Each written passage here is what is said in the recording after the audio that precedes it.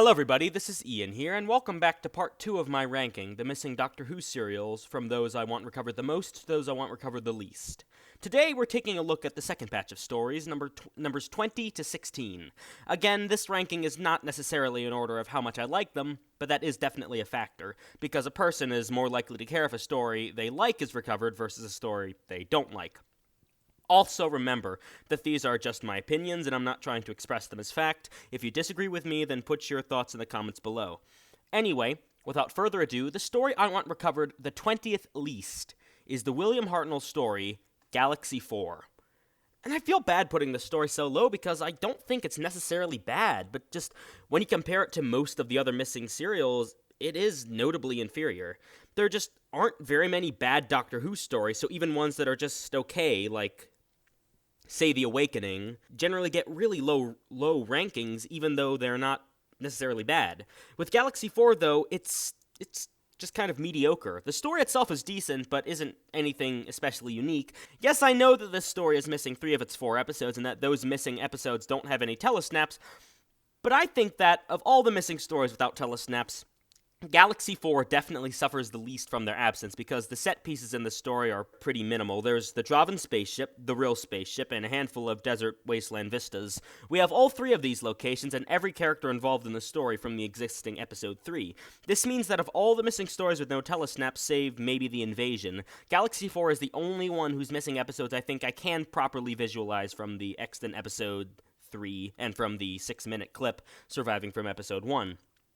And that visualization gives me a good feel for what this story would have felt like. Unfortunately, that feeling is also telling me, this story would probably be pretty decent if it existed. Episode 3 is definitely the episode I enjoyed most from the story, and it is also the only episode in existence. I doubt that that is a coincidence. Nevertheless, the episodes themselves.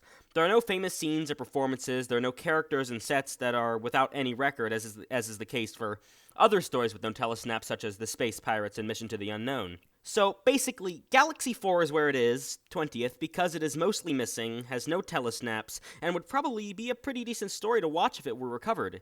Yet I can visualize it fairly well. The story itself is still inferior to that of other missing serials, and it can be told fairly well through reconstructions. Number 19, The Space Pirates. And as I speak about Galaxy 4 being inferior to other stories, we come to what is undoubtedly the worst missing serial in the show's history, and probably one of the worst stories, period.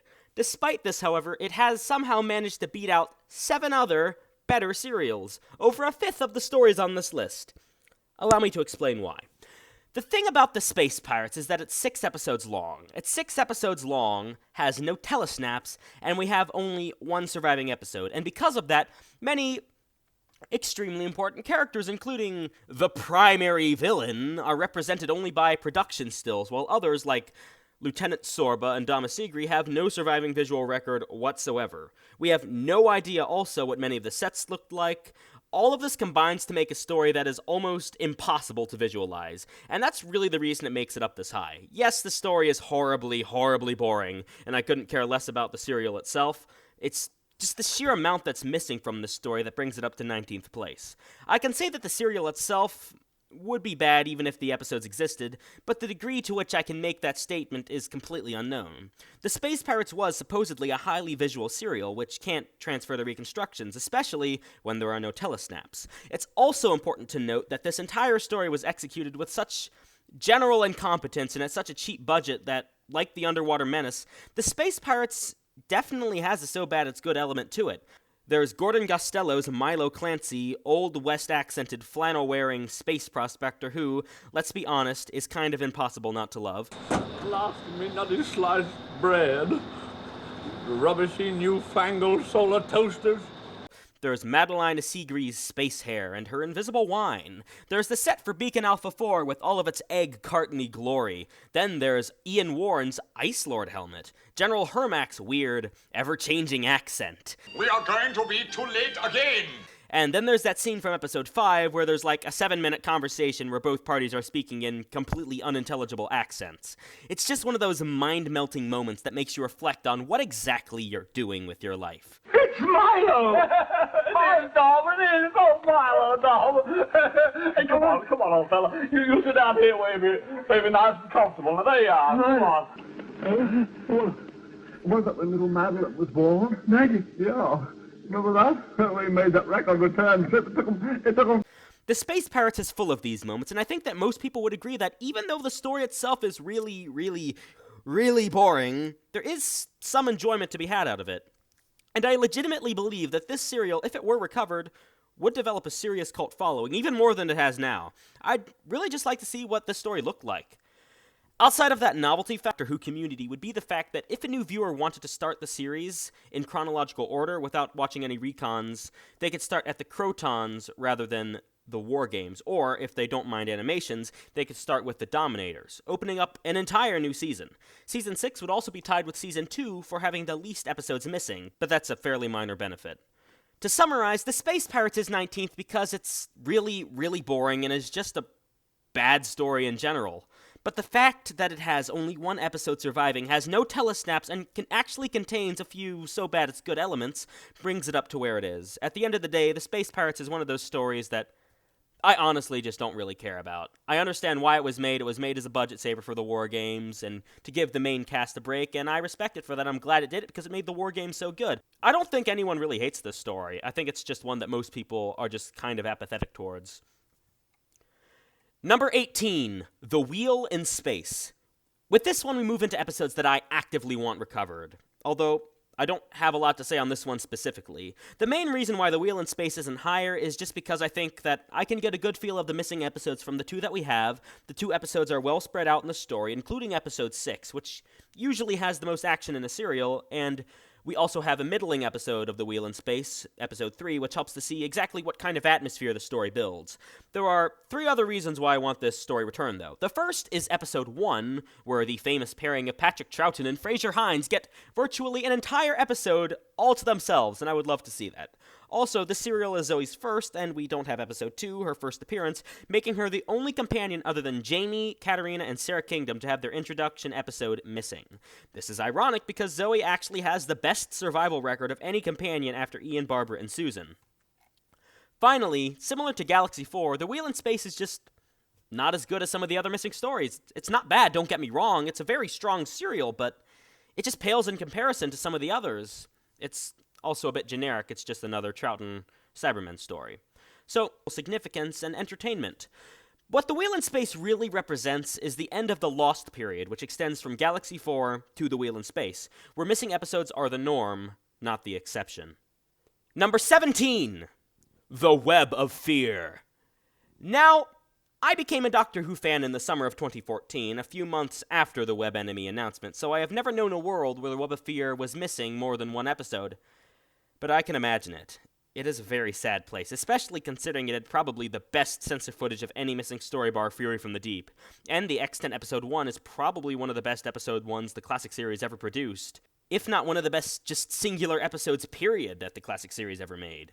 If only Episode 1 and that sensor footage of The Web of Fear existed, The Web of Fear would be way higher on this list, but that is thankfully no longer the case. Rather, it is the opposite. Now, only one episode is missing, Episode 3. The Web of Fear is an amazing story. That's the one thing I can say about it. It was a classic when it was missing, and it's a classic now. It's not my favorite Doctor Who story, even my favorite Patrick Troughton story, but it's definitely in my top 20 classic stories, and for a show as long-running and as consistently good as classic Doctor Who, that's saying something. The Web of Fear is very good, and that's the reason it's so sad that this story is incomplete. In the last video, I said that I didn't need the 10th Planet Episode 4 recovered because I didn't see the story as an absolute classic that needed to be completed. The Web of Fear, though, is. The Web of Fear is a classic that needs to be completed, but not necessarily for the fans. Yes, it's tragic that Episode 3 is missing, and missing because of the reason that it is. Seriously, why couldn't the Enemy of the World Episode 3 have been stolen? You know, because we already had that one. But I can perfectly visualize the Web of Fear from the existing 5 episodes, probably better than any other missing story. And Episode 3 of the Web of Fear is also probably the least important episode of the entire serial. It's the running through tunnels episode, and the episode where the exposition is given again for any people who missed the first episode. Yes, I know episode 3 is the first appearance of Brigadier Lethbridge Stewart, but that's about the only thing notable about it. Now, if episode 4 had been missing, things would be quite different. But as things stand, I don't think that episode 3's being missing adversely affects my enjoyment of the serial, especially if an animation were released one day. The story is strong enough that it can power through those 24 minutes of recon without getting boring. This story needs to be completed for those who do not watch the classic series, the new Whovians and the non-Whovians, because The Web of Fear is one of the best introductory stories of the entire classic series because it defies the stereotypes of the era. People say that the acting is terrible. I've got to see the surface, Mary. I've got to. I want to see the sun again. Walk on top of the earth. Not in The Web of Fear. People say that the sets are wobbly and overlit. Not in The Web of Fear. People say that the monsters are cheap and laughable. Well, I guess the Yetis aren't exactly the most intimidating of the enemies the Doctor's ever faced based on appearance alone, but they're about on par with the best the classic series turned out, and probably better than basically anything in the 70s and 80s. Quick tangent. Why is it that Doctor Who effects seem to get gradually worse as the series progressed? Like, take a look at this Sensorite from episode 1, and at this cheetah person from season 26. Regardless of your opinion on the stories themselves, it is undeniable that the Sensorite effects hold up to this day. One of the best designed aliens, at least in appearance, that the show has ever made, classic or modern. Now contrast this with the cheetah people, who look like exactly what they are, people in giant furry suits. They're far from the worst thing the show ever produced, but they are noticeably inferior to the Sensorite design. And I think a lot of other people have pointed this out, but I think that the reason why the black and white episodes have seemingly better production values than a lot of the color episodes is just because they're in black and white covers a lot. Anyway, back to The Web of Fear. I really want it completed because it is a great story to introduce people to the classic series, as most newbies aren't going to want to sit through a recon, even if it's only one episode. So, overall, The Web of Fear is at 17th place because it is an excellent story that would serve as a perfect starting point for new fans. Simultaneously, though, The Web of Fear is also only missing one episode, and I can perfectly visualize that episode through a recon, and episode 3's being missing doesn't affect my enjoyment of the serial as a whole. There are just too many other stories that are both missing more and impossible to visualize that Web of Fear can't get any higher on this list. Number 16, The Celestial Toymaker. This serial is up here for one reason, and one reason only. It is almost 100% action-driven, meaning that it works worse as a reconstruction than nearly any other serial in the show's history. Yes, episode 4 allows me to effectively visualize the missing episodes, but with no telesnaps, it is still extremely difficult and not as good a visualization as it could be.